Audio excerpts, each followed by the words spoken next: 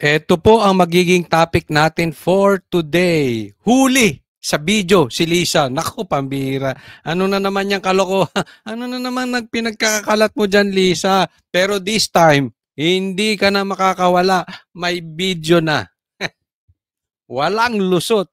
Saldico at Torre magkasama. Pambira. Ha? Talaga naman. Oh, asan na yun? Dito na mi, Saldico at Torre. Di umano'y magkasama. BBM, pabor sa pagbato ng gate ng Diskaya. Nabalitaan niyo yun? Pinagbabato yung gate ng Diskaya. Sabi, pabor daw doon si BBM. Mamaya po, pag-uusapan natin yan, okay? Bago po tayo magsimula, ako po yung nagpapaalala lang. Ha? Pagpasok nyo pa lang, i-like nyo na po agad itong video na ito. And sana po, doon sa mga hindi pa po subscriber ng channel na ito, Coach Oli or Coach Oli News PH, subscribe na po. Konting lambing lang po yan, ha? Huwag pong kakalimutan, like and subscribe. Di na po natin pagtatagalin. Dediretso na po tayo agad sa ating topic dahil kay Coach Oli, bida ang balita. Mamaya konti yung video ni Lisa. Mamaya pag-usapan natin. Dito muna tayo, okay? Dito muna tayo. Oh, Torre at Saldico magkasama. Pambira naman. No? Sige nga, pag-usapan natin yan. Diretso na.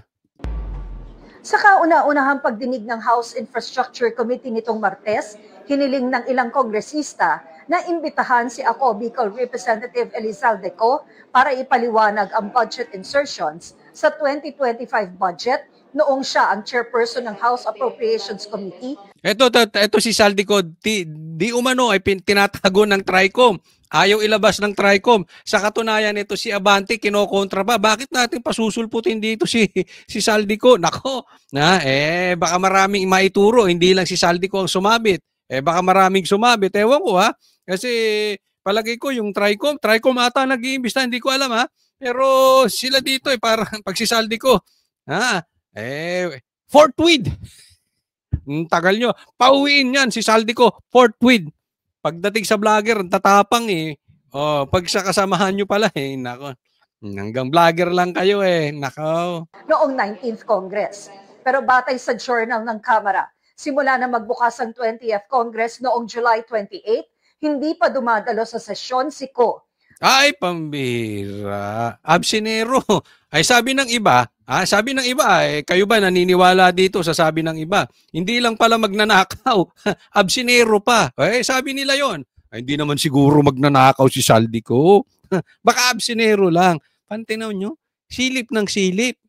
Silip ng silip kay BP Sara. Samantalang yung si BP Sara, dinadalaw yung tatay niya na dati namang presidente. Palagay ko, ibigay naman natin yung respeto na yun. Ang laki naman ng naitulong ng dating presidenteng si PRRD sa bansang Pilipinas. Dadalawin, sinisita pa ni Claire. Samantalang ito, nagsimula ang 20th Congress. Wala na to si Saldico. Hindi na nagpakita. Ay, di umano sa kanya yung yung mga isang napakalaking maraming natanggap na proyekto na construction company. Nako pambira. Malaki kinita yun. Halimbawa na lang, si Diskaya, kita nyo naman ang yaman. Tapos may sinasabi pa si Chanco na bilyon-bilyon ang natanggap nitong party list nila. Bakit sa kanila meron yung ibang party list? Wala. Tapos absent na. Nako. Baka na i-deposito na sa labas. Ha? Tayo nagtatanong lamang, Saldico, na i-deposit, may offshore account. Ilan na kaya? Kaliwat kanan? Nasa Swiss? Hindi, nasa Amerika daw si Saldico. Tingnan natin. Sa loob ng 7 linggo, 4 na beses siyang absent without notice. Pambira, Sunod-sunod. Ito ang highest paid party list. Ang laki ng budget nito. Siniwalat mismo ni Chanco, tapos absenero, ganyan, sunod-sunod ang absent. Sabi nga nila, ang karma ay digital. Bagamat ako hindi naniniwala sa karma, pero naniniwala ako kung ano tinanim mo, yun ang aanihin mo. Di ba? Nako. habang may isang absent siya with notice. Hindi pa nagpapaalam. Kanino to nagpaalam? Kay tambaluslos lang? 4 na beses din siyang inilistang hindi dumalo sa sesyon dahil may dinaluhan siyang committee meeting o kaya'y nasa official mission. Ito malakas to si Saldico talaga, ha? Isipin mo, ikaw ang may hawak ng budget. Sabi nga ni BP Sara, ang laki pa ng bilyon-bilyon ng party list mo. Hindi ka pa pumapasok? Isa-isahin ko lang, ha, lumabas yung video. Nagkakalat yung video ni Saldico. Siya mismo nagsabi, silang apat magbe-best friend. Kaya tingnan nyo mga galawan nito mga ito, baka may pattern. Ganun ang magkakaibigan di ba? Hindi po tayo nagbibintang, ha. Pero sabi nga, birds of the same feather flock together. May common denominator. Hindi ang magkakaibigan hindi naman magkakasundo yan lalabas kung walang pagkakasunduan. May common denominator. Ano kaya ang common denominator nitong apat? Saldico, Tambaluslos, Suarez, at saka si Gonzales ba yun? Basta apat sila dyan. Pero yung tatlo, sigurado ko, Suarez, Tamba, at saka si Suarez. Ay, naka. Wala tayong binibintang, ha? Pero kayo na, ha? In the near future, yung ginagawa ni Saldico, posibleng gawin niya itong mga to. Abang-abang lang. Ano sinasabi ko sa inyo? Abang-abang lang. Magkakaparehas yan. Ang tropa-tropa, di ba? Ay, bibigyan ko kayo halimbawa. Ang adik, ang gusto niyang barkada, adik din. Tama o mali? Di ba? Hindi naman, ang mabait, ayaw niya ng barkadang adik. Pwede bang mamasyal? Araw-araw, ang adik tsaka mabait, hindi magkakasundo yan. So, ganun yan. So, abangan natin kung saan sila nagkasundo. Dong Gonzales ata yung isa. I'm not sure about that. Pero apat sila. Sabi ng kapwa niya, ako Bicol Party List Representative na si Alfredo Garbin Jr. Napunta po, pero ang pagkakaalam ko po, absent siya nung SONA. Pero yun naman pala. Kasi siguro, absent siya nung SONA. Baka alam niya sasabihin ni BBM, mahiya naman kayo. Pero believe ako, ha. Believe ako, doon sa sinabihan ni Bongbong Marcos, doon sa SONA na mahiya naman kayo, nagpalakpakan pa. Hindi ko nilalahat, ha, pero meron talagang kalokohan to mga ito. Tinatamaan na kayo, nagpapalak. Ganyan po kakakapalang mga animal. Napunta po. Ang pagkaalam ko po, hindi siya nag-appear to any committee hearings or session. Bakit pa siya naging congressman kung di siya nag-a-attend ng hearing, ng session? Batay sa records ng Kamara, nasa Amerika ngayon si Ko. I made an initial inquiry sa Office of the Secretary General. I understand he is nasa United States siya for medical treatment with appropriate travel documents. Kung ano yung mga travel documents na yon, wala pa akong copy. So walang kwenta. Parehas kayo ni Claire Castro, walang kwenta. Wala po. Bakit? Si Claire Castro, tagapagsalita ng Pangulo. Pero pag tinanong mo siya sa Pangulo, laging, wala pa akong alam dyan, aalamin pa natin, wala pang sinasabi ang Pangulo. Pero pagdating sa Duterte, nangunguna siya. Alam niya lahat about sa Duterte. Siguro alam niya kung kailan umiebak si BP Sara. Sorry po sa mga kumakain. Pasintabi lang po. Hindi kasi, ganyan po. Hindi po ako nag-OA. Hindi po ako nag-exaggerate. Ganyan. Tanungin mo about Duterte si Claire, may sagot diretso. Tanungin mo kay Marcos, wala siyang diretsong sagot. Ganito rin to. Pareha silang walang kwenta. Spokesperson ng Kamara. Pagpatungkol sa iba, ang daming sinasabi. Pero pagpatungkol sa miyembro ng Kamara, wala pa siyang alam. Hanggang dyan lang ang alam ko. Iwas pusoy ang mga animal. Nako kayo. Daanin nyo na lang sa make-up. Para may pakinabang kayo. Parehas kayo magtatay. Walang silbi. Yung tatay mo rin ganun. Hamon ng hamon. Vlogger lang pala kaya. I still have to coordinate further with the Office of the Secretary General. Let's confirm, hinatid na yung anak niya sa Boston University. And in time also for his regular check-up doon. So, pakahatid niya. Ngayon, nagpa-check up siya. But he was advised by the doctor to have an extensive check-up kasi yung may na-mention sa akin na parang 90/60 ang baba daw ng blood pressure, ano niya. Okay? Nilaglat lang. Nagpunta ng Amerika. Ako, pupusta ako, Brad. Sir,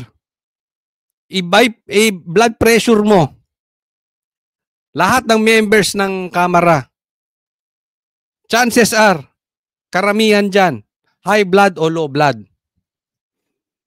Kung ganyan ang mga issue natin, nag 90/60 lang, pupunta ng Amerika, mauubos ang congressman natin sa buong Pilipinas. Karamihan dyan may edad. Yan nga, bata. Ano nangyayari dyan? Ba't 90/60? Sa tingin ko, bata pa yan si Saldi ko eh. Siguro, hindi naman niya nagpa-no sleep. Katulad nung ano. Sabi nga mas naayos pa yung no sleep ng mga kaanak kaysa dun sa flood control, pambira. Nako. Oy, wag niyo na isama yung mga kaanak, ha? Pero balik tayo dito sa 90/60. Pambira. Sa may edad, normal na yan. Hindi ko sinasabing binabaliwala. Pero hindi porket nilagnat ka lang, nirayuma ka lang, pupunta ka ng Amerika. Tapos ihahatid niya yung anak niya papuntang Amerika. Wala bang paa yung anak niyan? Ano ba yung anak niya? Sanggol? Siguro Boston University mag-aaral. Baka naman university, di college. College na. Ano ba yung anak niya? Elementary, sanggol? O preschool? Para ihatid niya ron? Nagtatanong lang. Kasi ba't kailangan ihatid? Pagkahatid doon, nagtambay na. Simula zona, hindi na sumupot. Simula zona, nandoon na. Andito po ang trabaho. Hoy, anong ginagawa ni Saldi ko ron? Nagtatanong lang. Pambihira. Kung lahat ng 90/60, pambihira naman buhay. Ang sarap ng buhay ng mayayaman. Siguro kung ganito ko, pag tumaas ang blood pressure ko, punta akong Amerika, magpa-check up ako. Ay, sarap ng buhay. Ang sarap talaga ng mga contractor. Pambihira. Di ba? Siguro lagi ako sa Amerika, ay tumaas, 140/120. Uy, punta tayong Amerika. Hatid natin yung anak natin doon. Ang bihira naman talaga to. Habang naghihirap ang buong Pilipinas, yung iba dyan, 40 sasakyan. Yung iba binaba. Yung iba dyan, pasyal, sana all. Pambira kayo. In the United States, as we speak. Ang pagkakaalam daw ni Garbin, umalis si Ko noong nakaraang linggo. Walang impormasyon dito si Abante. Huwag mo nang tanungin yan si Abante, wala namang impormasyon, walang kwenta. Iwas pusoy. Pareho nilang hindi alam kung kailan ang balik ni Ko. Noong Enero, bumaba sa pwesto bilang chairman ng House Appropriations Committee noong 19th Congress, si Ko. Nangyari ito sa gitna ng issue sa AKAP o ayuda para sa kapos-ang kita. Bumaba ng posisyon, sa posisyon. Naglilinis ng kamay. Ang digital ng karma, no? Hoy, baka mapikon. Sabi nila, pikon daw yan. Sabi ni Banat Bay, pikon nyo. Kayo pikon yan. Ang daming demanda niyan. Baka magdemanda. Ang dami pa naman pera pang abogado. Dream team pa. Mahirap kalaban, madaming pera. Program sa 2025 national budget na pinangangambahang magagamit sa politika. Sabi noon ni Ko, kusa siyang umalis dahil sa isyong pangkalusugan. Naks, pangkalusugan. Lahat naman ang umaalis yan ng issue pangkalusugan. Natatiming lang na merong anomalyang bahong sumisingaw. Ganon. Tapos aalis. Yung pangkalusugan. Isa sa mga naniniwalang dapat magpaliwanag si Ko tungkol sa budget insertions ay si Navotas Representative Toby Chanco. Hamon kay Chanco ng Ako Bicol, If that pertains to the budget of 2025, then that's an act of Congress that was approved by Congress and signed into law by the President. And he himself participated and cast his vote in the affirmative. Teka muna, maputol kita dyan. Ito si Chanco may sinawalat. Okay? Na yung pumirma daw sa impeachment ay may natanggap na bayad. No? Indirectly kasi proyekto raw yun. Hindi daw yung bayad. Pondo yun sa proyekto. Hindi natin alam kung yung proyekto o ghost project. Basta, lahat daw ng pumirma sa impeachment ni BP Sara na pabor ay may natanggap na pondo. Sabi ni Chanco, hindi nila kinwestiyon yon, hindi nila inimbestigahan, tahimik silang lahat. Bakit? Kasi pag kinwestiyon si Chanco, magtutuloy-tuloy magpapangalan yan. At hindi magsasalita si Chanco nang walang ebidensya. Pangalawa, eto. Sinabi niya rin na ito si malaki ang budget. Ito si Saldico. So nakikita nyo na kumokonek. 'Di ba? Ngayon itinatago si Saldico. Ayaw ipatawag ng kamera. Kasi kahit naman nasa Amerika yan, pwede naman sila mag-issue, uwi ka rito kasi kailangan kang humarap dito, kailangan kang imbestigahan, o kailangan kang maging resource person, kailangan mo umuwi, punta ka rito. Hindi ginagawa ng paraan ng kamera. So sa makatwid, itinatago nila. Same thing doon sa pagpirma, doon sa impeachment ni BP Sara. Swak yung mga sinasabi ni Chanco. At ito ring mama na ito, pinatunayan niya rin. Teka muna, kung ito'y budget ng 2025, ang sabi niya, ito ay pinirmahan ng Pangulo. At pati si Chanco, pumirma din daw doon. In short, kahit pumirma ang Pangulo o pumirma rin si Chanco, totoo yung sinasabi ni Chanco. Tama or tamang-tama. Kung yun ang pinapatukuyan na bilyon ang natanggap nitong party list na ito, I don't care kung pumirma si Chanco o si President Marcos, may mali doon.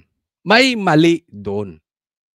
Bakit nga? Tama ang sinabi ni Chanco, bakit ikaw nakakatanggap? Yung party list nyo, samantalang ibang party list, hindi naman ganyang kalaki. 100 million lang. Kayo, bilyon ang pinag-uusapan. Kaya nga mo sinasabi ko sa inyo, hindi po pwedeng malinis ang kamay ni Marcos dito.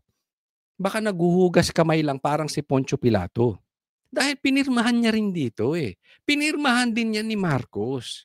Being the leader, gaya na sabi ko, directly or indirectly, involved yan si Marcos. Kung hindi man siya directly involved, ba't mo pinayagan? Ba't mo pinirmahan? Huwag ka maglinis ng kamay dito. Di ba?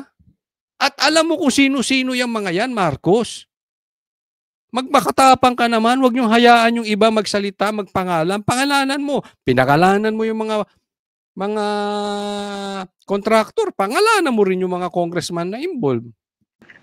And its approval. Ngayon, kung may nakikita siyang illegality, ang hamon na lang natin siguro, mag-file na lang siya ng kaso sa anumang korte at Hindi kami papayag. Hindi kami papayag. Imbestagahan nyo yan dyan. Bakit? Yan ang sinasabi namin Kung meron kayong reklamo kay PRRD, kasuhan nyo dito sa Pilipinas. Hindi nyo kinasuhan. Kaya pala hindi nyo kinakasuhan para makidnap papuntang dahig. Yan din ang sinasabi namin kay BP Sara May problema kayo kay BP Sara, huwag niyong politikahin. Imbestiga kayo ng imbestiga dyan Wala naman kayong ebidensya. Yan ang sinasabi namin Kung may problema kayo kay BP Sara, sampahan nyo sa korte. Ginawa nyo ba? Hindi kayo nagsampa. Sa kayo nagsampa dyan sa lugar ninyo, pina-impeach ninyo, pinaiimbestigahan ninyo, puro kayo trial by publicity. O ngayon kayo, kliyente nyo ang kakampi ninyo, kasamahan mo sa party list. Sasabihin nyo, magdemanda na lang. Hindi kaya. Double standard kayo? Ano yan, lokohan? Hindi, walang demanda. Oh, trial by publicity, gusto nyo, it should apply to everyone. If you apply it to the Duterte, it should apply to you. Oh, gusto nyo trial by publicity, di ganyan. Ayan ang sigaw namin dati pa eh. May problema kayo sa vlogger, demanda ninyo. May problema kayo kay PRRD, i-demanda ninyo. May problema kayo kay Sara, wala kayong demanda. Puro kayo patawag. So be it, ganito rin din gawin natin dito. Walang demanda, ipatawag. Tama or tama? Sangayon ba kayo doon sa mga manunood? Sangayon ba kayo? Walang demanda, patawag. Sangayon po ba kayo? Ilabas niya yung kanyang mga ebidensya. Huwag niya ako sabihan kung anong gagawin ko. Gagawin Yun. ko anong gusto ko.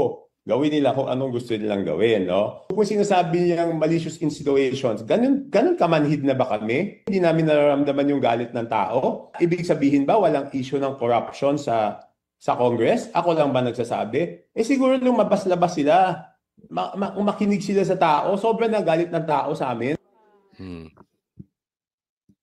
Ayan. Shoot yung sinabi ni Chanko. Huwag mo kaming utusan kung anong gagawin namin. Gawin mo yung gagawin nyo, gagawin ko yung gagawin ko. Ba't ano sasabihin mo sa akin eh? 'Di ba? Kailangan malaman ng taong bayan 'to. O 'di ba? Kung kayo ay nagnakaw, malaman ng taong bayan.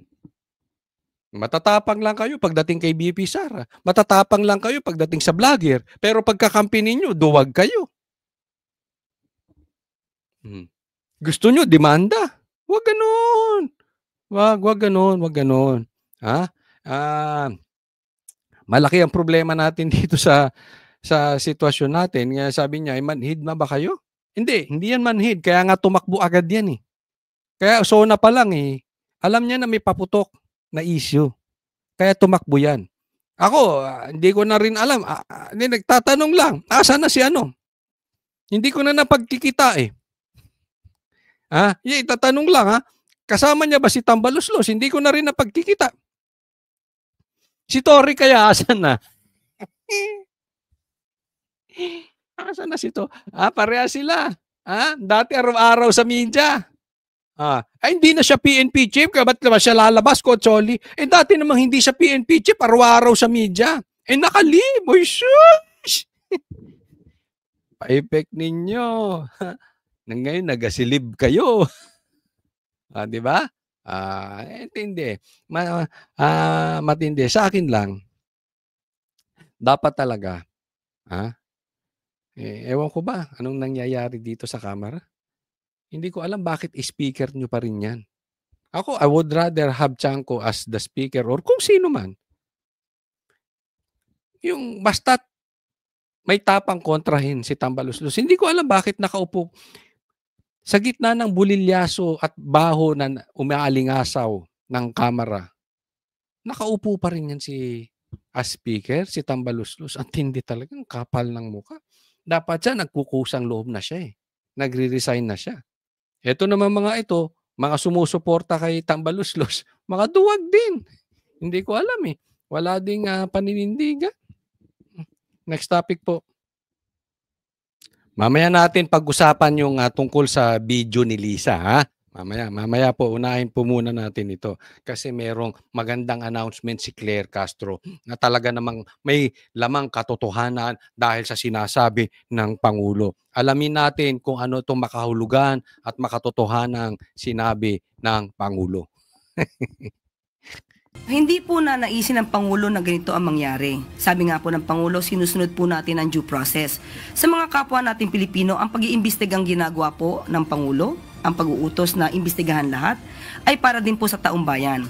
Pero hindi po ninanais na magkaroon ng kaguluhan na isang Pangulo ay maliwanagan lahat tayo kung ano nangyayari. Ayan, ito yung sinasabi ni Claire Castro. Ayaw daw ni BBM na magkaroon ng kaguluhan kasi pinagbabato yung bahay ni Diskaya.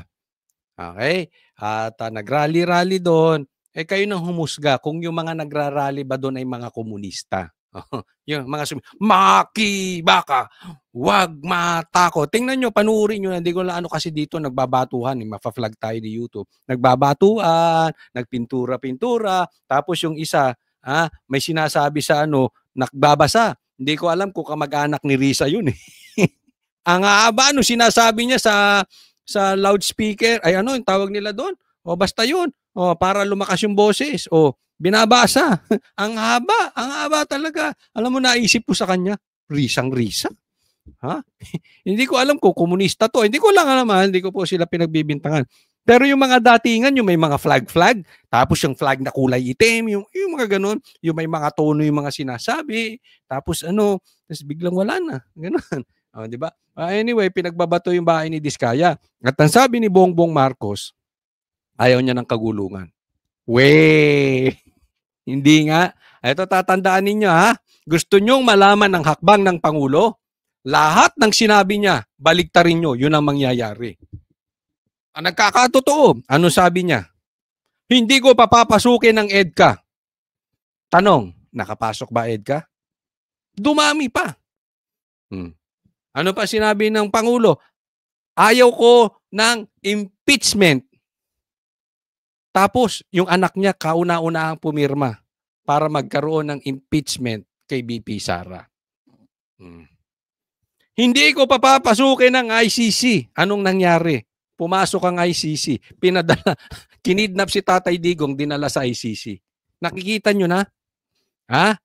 Hoy, huwag kayong uto-uto, Maraming nauto na yan.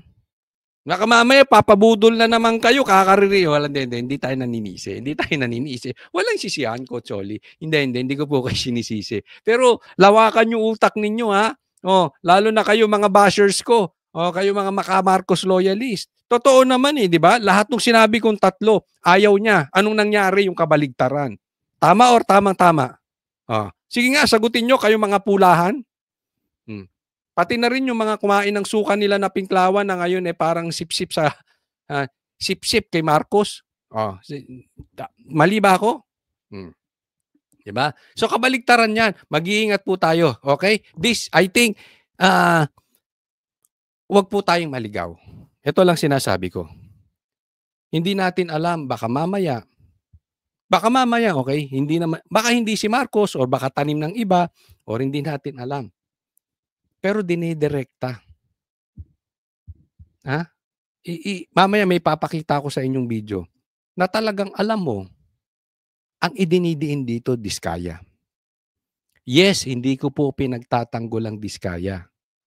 Meron silang pagkakamali. Una, nagyabang sila. Alam naman nilang government projects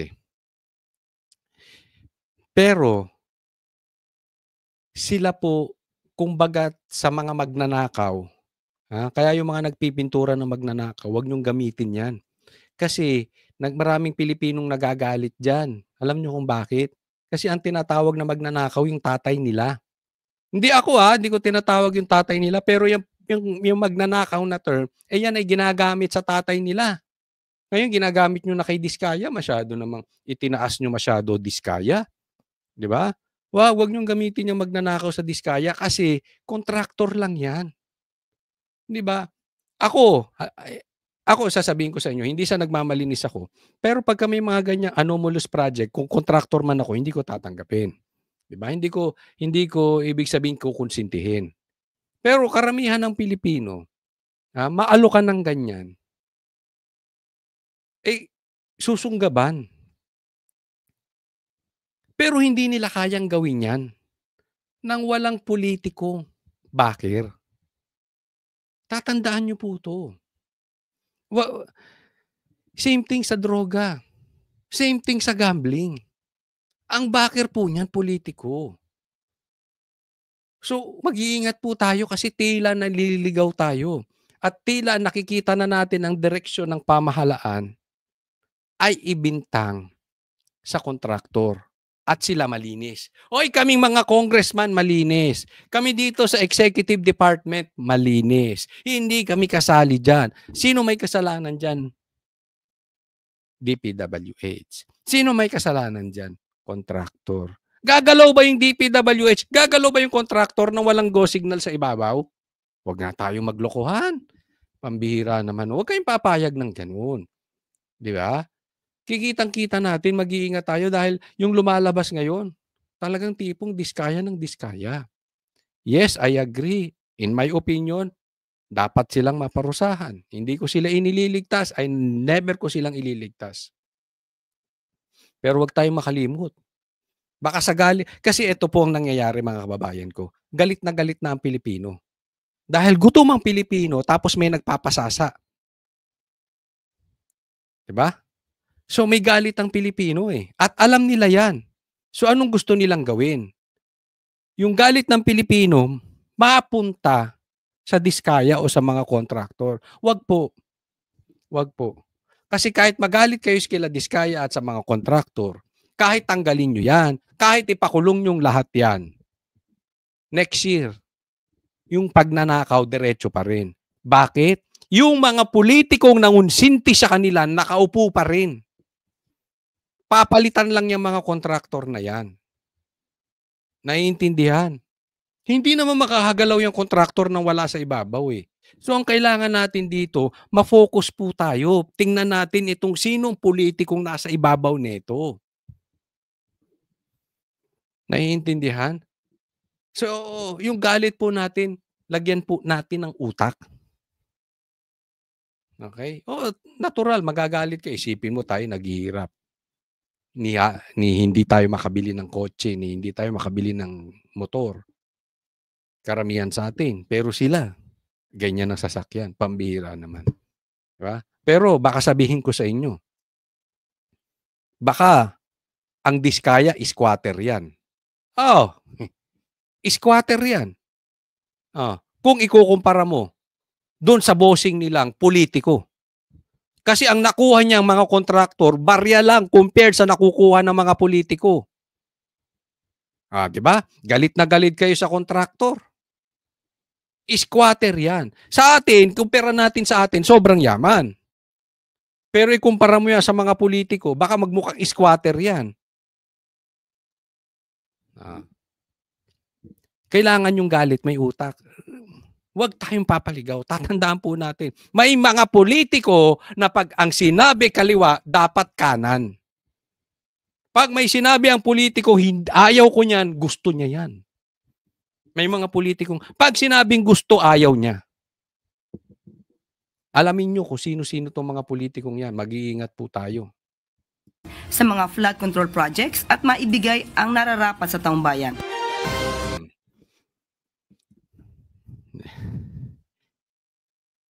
Kung ako opinion tatanungin nyo, duda ako. Kasi ang daming kontraktor eh. Ha? Ang dami pong kontraktor. Bakit nakatuon kay Diskaya? Bakit hindi pinanagot ang DPWH? Bakit hindi nyo pa rin imbestigahan? Kasi, ang kailangan natin dito sa mga to, isiwalat nila yung bossing nila. Yung nagbigay ng go signal. Doon tayo magalit. Pag hindi nila isinawalat yung kanilang mga bossing, doon dapat tayo galit na galit. Hindi kung ano yung yaman nila, yes, magalit tayo, okay lang yun. Pero talaga ang buhos ng galit natin, dapat isiwalat nila sino yung bossing nila. Duda ako talaga dito. Itong diskaya na to, duda ako dyan. Sobra ang effort nila dito na duda ko, ibabalik na naman to sa Duterte. Yung effort, yung planning, yung direction nila going here, sa dami-dami ng kontraktor, sa dami-daming politikong damay, dito sila nagfo-focus. Kaduda-duda. Tingnan nyo. Duda ako dyan, babagsak sa Duterte. Bigyan ko kayo ng magandang halimbawa na yung efforts nila nandito kay Diskaya. Pag-usapan na rin natin ito, yung sinasabi ko sa inyo na ang kanilang efforts at direksyon ay idiin ang Diskaya. Kaduda-duda anong motibo nila. Labas na rin natin yung video ni Lisa. Nandito tayo mismo sa loob ng tanggapan ng Film Development Council of the Philippines. Ito yung inayos sana na dapat ngayong araw na ang completion. Pero hanggang ngayon, hindi pa ito tapos. Ipapakita ko sa iyo, Jiggy, yung isa sa mga highlight ng building na ito, which is yung cinema. Ang sinasabi sa atin, September 4, dapat tapos na to. Pero makikita natin na ongoing pa rin ang construction. At balita natin, isa doon sa mga nakausap natin na construction worker kanina, mukhang ang target September 15 pa matatapos. So, hindi na sila umabot sa deadline. Bukod dyan, inikot din ito kanina kasama nating nag-ikot. So dapat may deadline. Ang sabi sa September 15 pa. So in short, 2 weeks delayed lang. Kasi alam naman natin ang mga delayed na mga yan eh. Oo, 2 weeks delayed. Pero sa iba, matakot na kayo pag 5 days delayed na ha. Hindi, joke lang po. 2 weeks delayed lang, okay? Sige.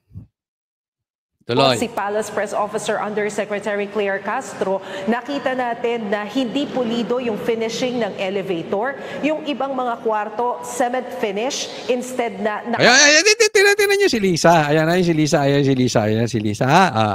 Tama ba ako si Lisa to? Tiles, which is supposedly yun yung design parating na yung media. Nakalagay dun sa original na plano. Pag lumabas tayo... Naku, nanakbo. Ayaw ng interview. Huli. Tingnan nyo. Yung efforts nila, si Lisa at saka si Claire Castro, nandiyan dyan. Something's fishy. I smell something. Amoy bagoong. Amoy tilapia. Mabahong mabaho. Nangangamoy ito. May something tong may something to. Sa dami ng anomalyang nangyari sa Pilipinas, andyan si Lisa, andyan si Claire, hindi nyo ginawa yan sa iba. Nako. May efforts na. Tingnan nyo. I'll give you sign. Pag ang mga vloggers, tapos ang mga pula, at dilaw, pinklawan, ang binabanatan na si Diskaya at nawawala na doon sa mga totoong dapat managot, mga politikong dapat managot, ayan na po. It is a sign. Ang direksyon nila, idiin si Diskaya. Next na po nila Duterte. Baka sabihin nyo, tsampa na naman ha. Ang dami kong nahulaan na ng mangyayari Building na ito sa Intramuros, walang alulod. So kapag umulan, magiging problematic siya. At kagaya nga ng nasabi mo, na-discover. Pambihira, wala lang alulod. Ang galing na na-discover. Matalino na sila Claire niyan, walang alulod. Magkakaproblema. Hindi pa tapos, September 15 pa, pambihira. Na ang contractor din pala dito ay yung Great Pacific Builders na mga Diskaya rin ang nagmamay-ari. Ngayon, si First Lady Liza Araneta Marcos, pagdating namin dito, inabutan namin siya na umiikot din dito sa building pero umalis na rin siya agad so hindi natin siya nakausap. Pero isa nga siya doon sa mga nagbabantay ng proyektong ito. Ang halaga ng... Anong kinatakutan ni Liza doon? May pulis kaya doon ng Amerika, may pulis kaya doon ng Pilipinas, may pulis kaya doon ng ibang bansa. Hindi. Kasi yung ganyang takbo parang may pulis lang di ba? Di ba? Oo. Hindi ko alam. Baka hindi ko alam kung anong tinakbuhan niya roon or ewan ko. Uy, baka andyan si John Wick. Hindi natin alam. Si John Wick, ano yun Di ba? O SILG yun Baka nag-iimbestiga rin dyan. Ay, nako. If you know, you know. Pasok. Reconstruction nitong building na to nasa mahigit 107 million pesos. Pakinggan natin ang sinabi ni Undersecretary Claire Castro.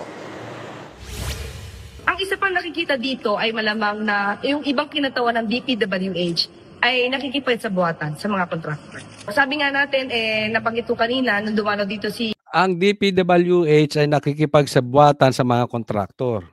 Kanino under ang DPWH?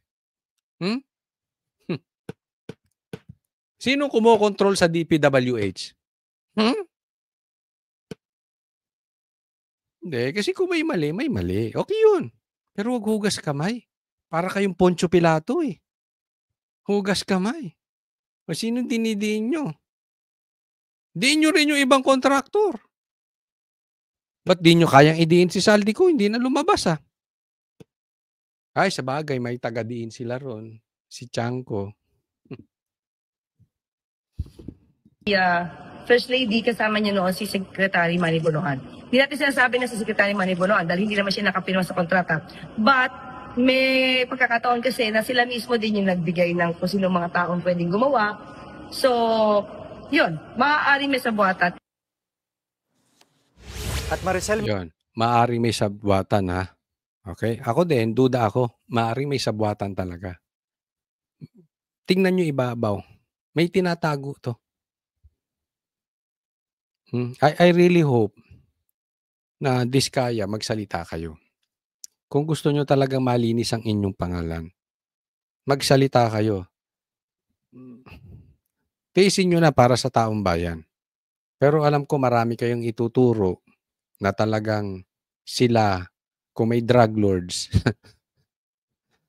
may contractor lords, political lords, no, ituro nyo na. Ha? Anyway, after 2028, medyo safety na kayo. Dahil mawawala na yung mga abusadong politiko. Maaari may sabuatan.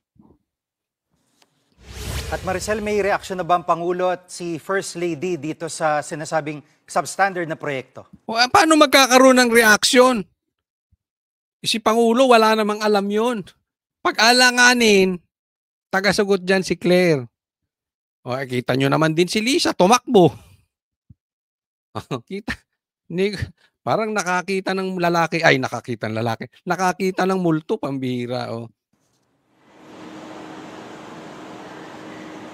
Tinanong natin yan kay Undersecretary Claire Alam mo to Castro. si Claire Castro, pagka narinig mo magsalita, akala mo talaga ang linis-linis niya, ang linis-linis ng Pangulo, di ba? Ay nako. Sana maging doon lang tayo sa realidad, di ba?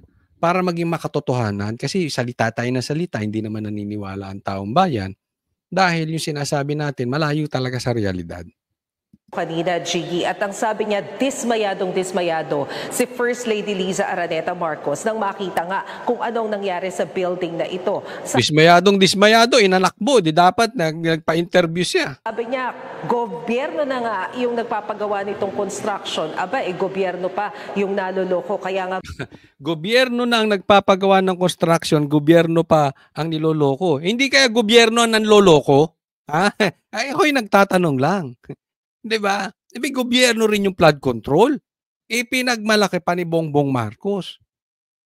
Okay, asa napunta? gusto nilang paimbestigahan kung anong nangyari. Si Pangulong Bongbong Marcos wala pa raw na ibibigay na impormasyon kung ano yung reaksyon Huwag nyo na tanongin nyo, walang silbi yun. Yusek Castro kasi hindi pa naman daw nakakausap tungkol dito sa proyektong ito, pero pihadong magagalit din daw yon kapag nalaman kung anong nangyari sa infrastructure project na ito. Pero ang ipinapakita raw dito, hindi lamang sa mga flood control projects nangyayari yung mga kapalpakan, kundi ultimo dun sa iba pang mga infrastruktura under DPWH. Laki ng problema talaga natin, ano? Ang laki ng problema ng Pilipinas. But anyway, alam ko excited dito ang taong bayan. Kasi sa isang banda, nararamdaman nyo na yung linaw, di ba? Unti-unti nang, bagamat sa tingin natin malayo pa, pero parang nakikita mo na yung end of the tunnel. Nasusulyapan mo na yung liwanag na malapit na. Malapit nang managot ang mga magtunay na magnanakaw ng bansang Pilipinas. Naglalaglagan na po sila. Yan po ang isang sign na ang greedy, magsasama lang yan para makapagnakaw. Yan ang mga sakim. Wala tayong pinapatukuyan na tao rito. Magsasama-sama yan. Ito in general, para makapagnakaw. Pero darating ang point na because lahat sila greedy, sila maglalaglagan na. Nandun na po tayo sa point na yon. Konti na lang. Konting taste na lang mga kababayan ko. Maayos din ang bansang Pilipinas. Mawala lang itong mga magnanakaw. Kaya suportahan natin yung kay Bato ha.